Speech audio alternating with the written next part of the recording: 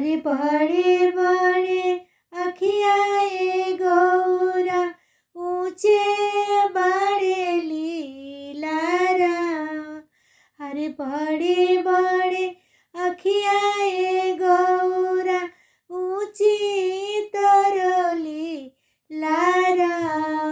अरे कैसे कैसे रहलू ए गौरा, पूछे मन हो मैया। अरे कैसे कैसे रहलू ए गौरा, पूछे मन हो मैया। अरे कबहू न पूछलू ए आमा, दिलवा के हो बतिया।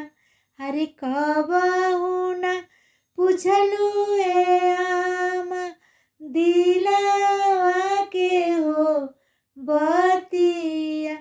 अरे आजू काहे पूछलू आमा, दिलवा के हो बतिया।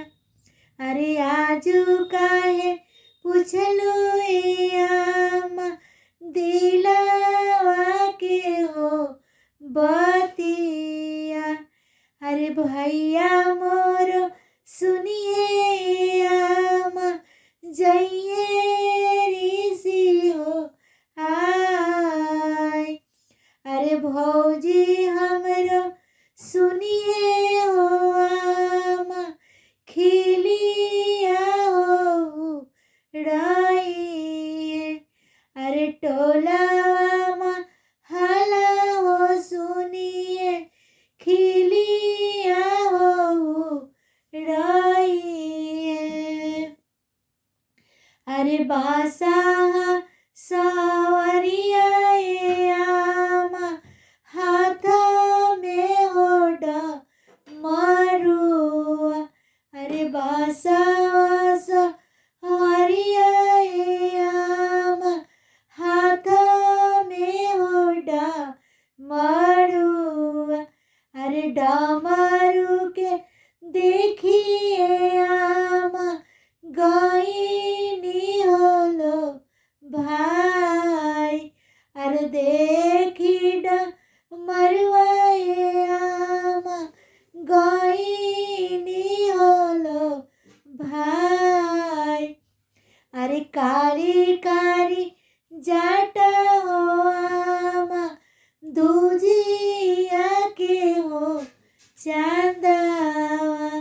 अरे कारी कारी जटवा ए आमा, दूजिया के हो चांदावा। अरे दूजिया के हो चांदावा। अरे माथा जाटावा में बहे आमा, गंगा जी के हो धारा। अरे जाटावा में बहे आमा, गंगा जी के हो धारा। अरे गरावा में शोभे आमा, गहुआनी हो सापावा।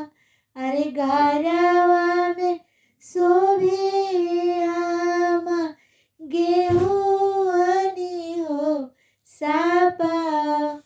अरे बड़ा सुख होला ए आमा, शिवाजी के पाजारावा। अरे बड़ा सुख कैनी